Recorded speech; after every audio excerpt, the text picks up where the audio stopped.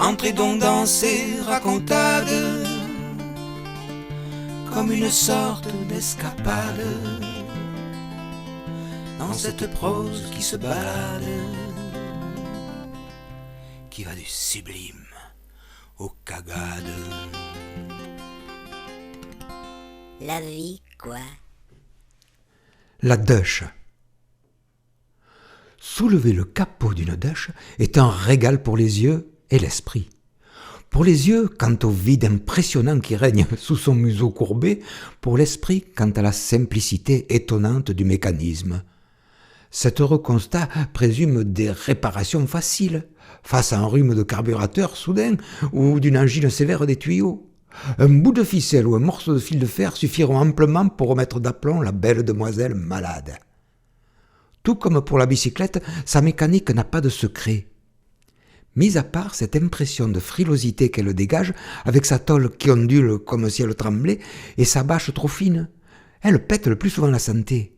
Ses roues ne se contentent pas de vulgairement tourner comme un banal véhicule, non, elles s'inclinent aimablement, nous offrant ainsi de nombreuses révérences au gré des manœuvres et des créneaux.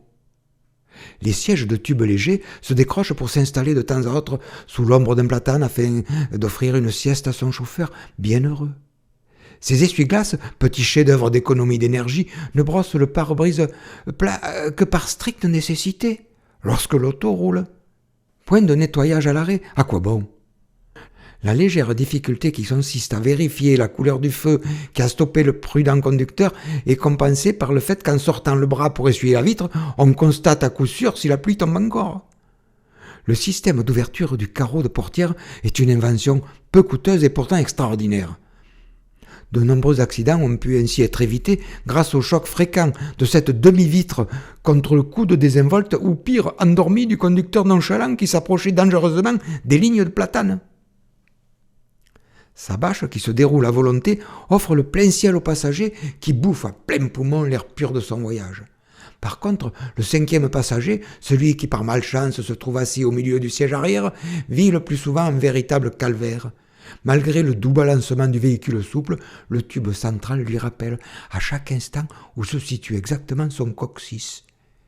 Ce qui lui vaut quelquefois, histoire d'apaiser les douleurs, un bain de siège, le bien nommé. Je n'ai jamais possédé cette extravagance du goudron, je n'ai connu son plaisir que par l'intermédiaire de mon ami Robert, bienheureux propriétaire d'une authentique de Dèche. Nous montions aux Beaux-Arts de Besançon avec cet engin à la souplance telle qu'un nid de poule pris à Montélimar nous balançait jusqu'à Valence. Mes souvenirs les plus terribles restent les doublements de camions. Ah, les doublements de camions. Maintes fois, après un élan pris dans l'aspiration du gros cul, nous butions contre un mur d'air qui nous maintenait une éternité à hauteur de ses roues, jusqu'à l'abdication et le retour à la case départ. Le bahut récompensait notre courage par l'éjection grossière de tes gaz d'échappement dans nos narines furieuses. Dans ce cas-là, je proposais à mon barbu d'ami de s'arrêter au premier bistrot venu.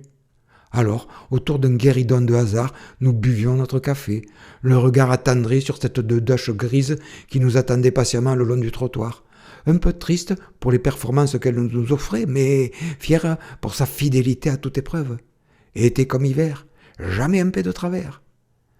Avec mon ami Robert et sa gueule de métèque, nous remontions dans notre frêle bolide, finir nos 500 kilomètres, affrontant les épais brouillards bisontins et les semi-remorques sans cœur. Elle était sur le bitume ce que la pirogue est au fleuve, avec ce soupçon de modestie heureuse, du bon sens à roulette. La de Robert se couche dans les virages sans se mettre à l'envers, surtout sans dérapage. Elle n'a pas la radio, ça ne nous dérange pas.